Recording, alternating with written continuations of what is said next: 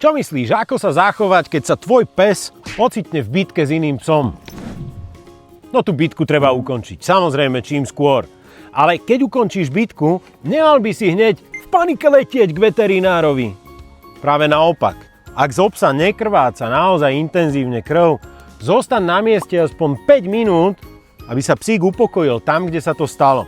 Ideálne, o tom presvedč aj toho druhého psa, s ktorým sa pobil, a nezanechá si v hlave žiadnu traumu, práve naopak zistíš, že situácia je pod kontrolou, všetko sa ukludní a máš oveľa menšiu šancu, že tvoj pes bude prudko reaktívny na iných psov. Lebo práve tieto zážitky zvyknú väčšinu reaktivít spúšťať. Nezabudni prezdieľať toto video všetkým psíčkarom, ktorých máš vo friendliste, lebo ho naozaj potrebujú. Pomôžeme tým obrovskému množstvu psov. Čo je dôležité, keď pes začne byť agresívny, žiaľ veľa ľudí takéhoto psa rovno niekde vyhodí alebo dá do útulku.